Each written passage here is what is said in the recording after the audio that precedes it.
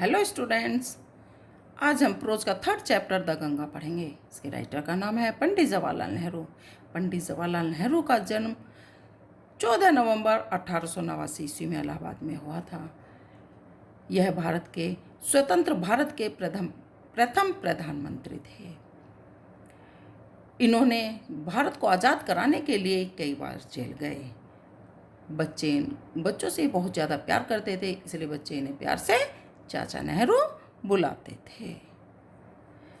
बेटे, इस चैप्टर में द गंगा में इन्होंने बताया है कि वह गंगा नदी से इतने ज़्यादा क्यों प्यार करते थे, या उनको गंगा नदी से इतना ज़्यादा लगाव क्यों था।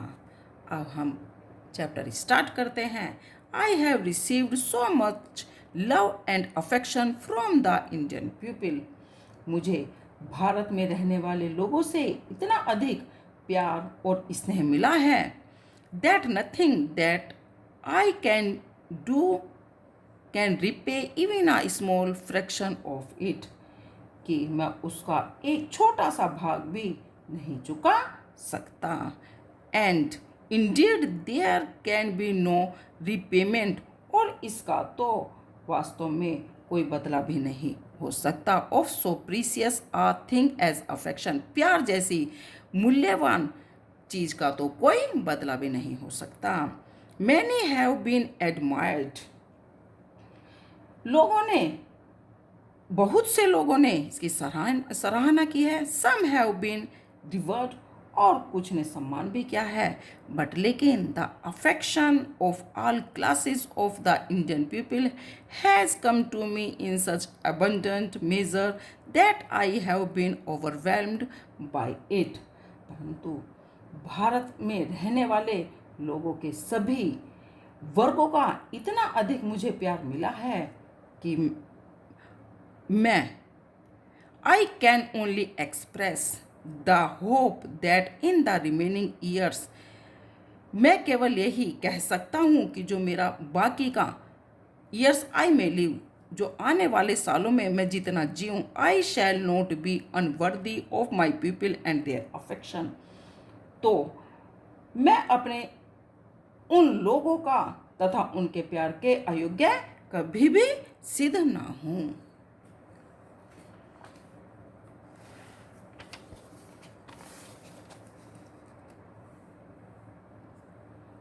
To my innumerable comrades and colleagues,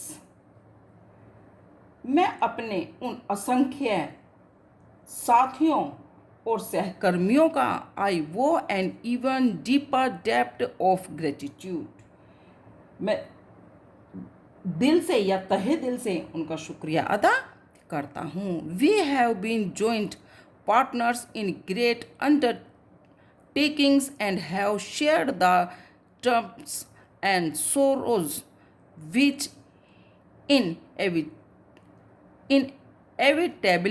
inevitably accompany them। जिन्होंने उन महान कार्यों में, चाहे सुख हैं या दुख रहे हैं, उन महान कार्यों में चाहे अच्छे कार्य थे या दुख के कार्य थे, मेरे साथ हमेशा खड़े रहे या उन्होंने हमेशा मेरा साथ दिया। When I die, जब मेरी मृत्यु हो, I should like my body to be cremated, तो मेरी इच्छा है कि मेरे शरीर को जला दिया जाए। इफ यदि I die in a foreign country, यदि मेरी मृत्यु विदेश में हो, my body should be cremated there, मेरी शरीर को वहीं जला दिया जाए। एंड और my ashes sent to Allahabad, और मेरी शरीर की राख को इलाहाबाद भेज दिया जाए। आई a small handful of these ashes should be thrown in the Ganga, और मुट्ठी भर राख या मेरी राख का एक छोटा सा हिस्सा मुट्ठी भर गंगा में डाल दिया जाए। एंड और द मेजर पोर्शन, और उसका बड़ा भाग of them disposed of in the manner indicated below, और उसका जो बड़ा भाग है उसको मैनर इंडिकेटेड बिलो, निम्न तरीकों से उसको समाप्त किया जाए। नो पार्ट ऑफ दीज एसिस, उस राख का छोटा सा हिस्सा भी should be remain retained of preserved, उस राख का थोड़ा सा हिस्सा भी या अंश भर राख भी प्रिजर्व या बचाकर या सुरक्षित न रखे जाए। माई डिज़ायर, मेरी इच्छा है, to have a handful of my ashes thrown in the Ganga at Allahabad, मेरी इच्छा है कि इलाहाबाद में एक मुट्ठी भर राख जो है इलाहाबाद में गंगा में बहा दी जाए। हैज़ नो रिलीजियस सिग्निफिकेंस, उसका कोई भी धार्मिक महत्व नहीं है। So far as I am concerned, मेरी कोई धार्मिक भावना भी नहीं है। I have no religious sentiment in the matter, और मैं उसका कोई धार्मिक भावना भी नहीं है। I have been attached to the Ganga and the Jamuna rivers in Allahabad ever since my childhood, मैं अपने बाल्यकाल से ही या बचपन से ही इलाहाबाद में गंगा और यमुना नदियों से जुड़ा हुआ रहा हूँ। And as I have grown older, और जैसे जैसे मैं बड़ा हुआ, this attachment has also grown, तो मेरा यह लगाव भी उससे उतना ही बढ़ता चला गया। I have watched their varying moods as the season change, ऋतुओं के बदलने के साथ साथ मैंने उसके स्वभाव को भी या स्वरूपों को भी बदलते देखा है। And have often thought of the history and myth and tradition and song and story that have become attached to them through the long age and become part of their flowing waters, और प्राय इतिहास या पहले इतिहास में या पौराणिक कथाएं, पहले इतिहास और पौराणिक कथाओं और परंपरा में संगीत और कथा के बारे में विचार किया है, जो युगों युगों से इसके साथ जुड़ी हुई है और इसके फ्लोइंग वाटर और इसके बहते हुए जल का एक भाग बन गई हैं। जैसे गीत गाए जाते थे या उनकी कहानियाँ होती थी, वो इसके बहते हुए जल के साथ ही इसका एक भाग बन गई हैं। The Ganga specially is the river of India, Ganga विशेष रूप से भारत की नदी है। बिलव्ड ऑफ हर पीपल, यहाँ के प्रत्येक लोगों की वह प्रिय है, या प्रत्येक यहाँ पर रहने वाला प्रत्येक व्यक्ति उससे प्यार करता है। Round which are intertwined her recall memories, और जिसके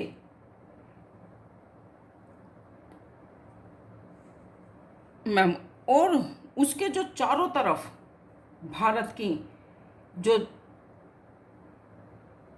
यादें हैं, हर होप्स एंड फियर्स, उसकी आशाएं और भय, डर, हर सॉन्ग्स ऑफ ट्रम्प, और उसके विजय के गीत, हर विक्ट्रीज एंड हर डिफीट, उसकी पराजय और विजय उससे क्या है, जुड़ी हुई हैं। She has been a symbol of India's age long culture and civilisation, वह भारत की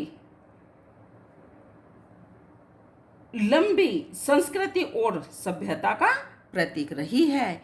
एवर चेंजिंग, उसका जो एवर चेंजिंग जो हमेशा बदलती रहती है, एवर फ्लोइंग और निरंतर बहती हुई, and yet ever the same Ganga, और फिर भी वह वैसी ही गंगा है। She reminds me of the snow covered peaks and the deep valleys of the Himalayas, वह मुझे उन हिमालय की गहरी घाटियों और बर्फ से ढकी हुई चोटियों की याद दिलाती है। Which I have loved so much, जिन्हें मैं बहुत ज़्यादा प्यार करता था। एंड और of the rich and vast plains below, और उन निचले भागों में जो प्लेन मैदानी भाग हैं, where my life and work have been cast, और निचले उन उपजाऊ और विशाल मैदानों में जहाँ मेरा जीवन और जो मैंने काम किए हैं वो उसमें ढले हुए हैं। Smiling and dancing in the morning sunlight and the dark and gloomy and full of mystery as the evening shadows fall. सुबह के समय सूर्य के प्रकाश में वह मुस्कुराती हुई और नाचती हुई, और शाम के समय वह उस अंधेरे और उदास के रहस्य से भरी हुई, इवनिंग शैडोज फॉल, भरी हुई दिखाई देती है। अ नैरो, पतली सी, slow and graceful stream in winter, और सर्दियों में वह पतली सी, धीरे, और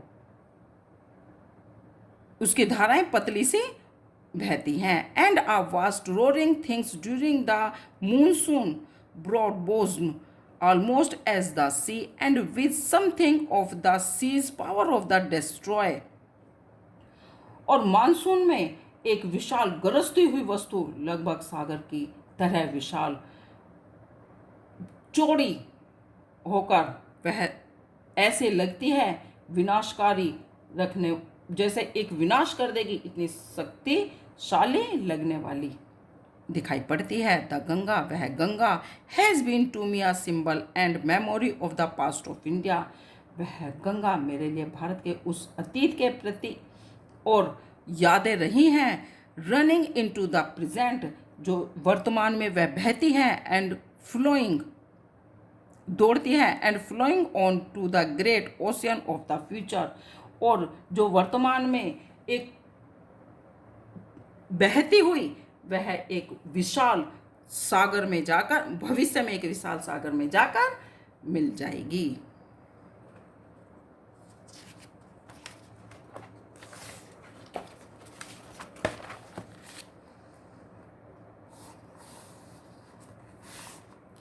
And though I have discarded much of past tradition and custom and am anxious that India should rid herself of all scales that bind and constrained her and divided her people. और यद्यपि मैंने अनेक प्राचीन परंपराओं और रीति रिवाजों को छोड़ दिया है, और मैं उससे खुश हूँ कि भारत स्वयं को उन सभी बंधनों से मुक्त कर ले जो उसे बांधे हुए हैं और उसके लोगों को एक दूसरे से विभाजित करते हैं। And suppress vast number of them, और असंख्य लोगों का दमन करती है। And prevent the free development of the body and the spirit, और आत्मा तथा शरीर के स्वतंत्र विकास को रोकती है। दो यद्यपि आई सीक ऑल दिस, यद्यपि मैं यह सब कुछ चाहता हूँ, यट फिर भी I do not wish to cut myself off from that past completely, लेकिन फिर भी मैं स्वयं को पूरी तरीके से उस अतीत से अलग नहीं करना चाहता।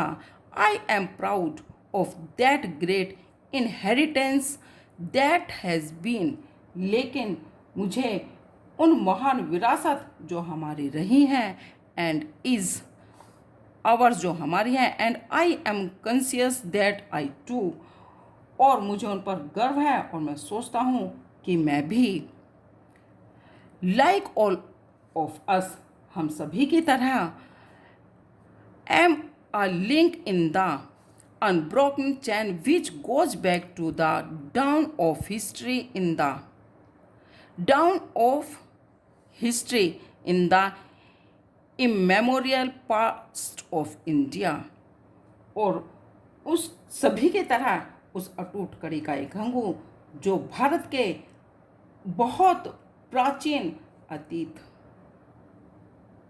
जो भारत के बहुत प्राचीन अतीत के इतिहास के आरंभ या शुरू तक जाती है, मैं उसका एक भाग हूँ। दैट चैन, वह कड़ी, आई वुड नॉट ब्रेक, उस कड़ी को मैं नहीं तोड़ूंगा। For I treasure it and seek inspiration from it, क्योंकि मैं उसे बहुत ही बहुमूल्यवान मानता हूँ और मुझसे प्रेरणा प्राप्त करता हूँ। एंड और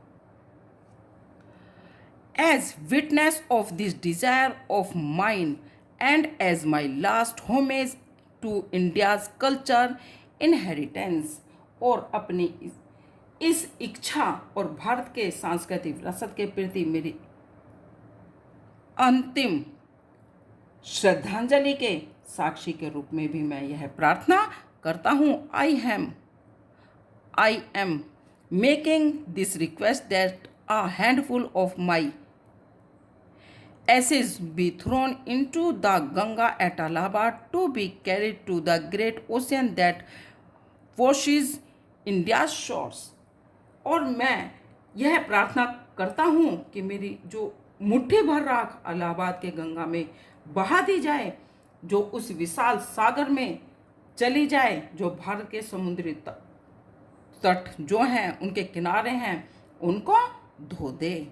The major portion of my ashes should, however, be disposed of otherwise।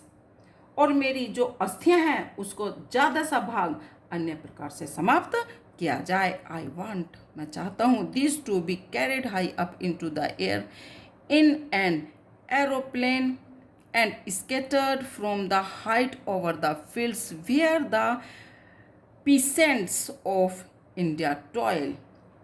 और मैं चाहता हूँ कि इन्हें हवाई जहाज़ से आकाश में बहुत ऊंचाई पर ले जाया जाए और उस ऊंचाई से उन्हें हमारे उन खेतों में बखेर दिया जाए या गिरा दिया जाए जहाँ भारत के किसान कठिन परिश्रम करते हैं, so that they might mingle with the dust and soil of India and become an indistinguishable parts of India। और जिससे वह भारत की मिट्टी में मिल जाए और भारत का एक न हटने वाला या अभिन्न अंग बन जाए। I have written this will, मैंने यह जो वसीयत है लिखी है and statement in New Delhi on the 21st day of June इन द ईयर 1954। मैंने यह वसीयत नई दिल्ली में 21 जून 1954 ईस्वी को लिखी है।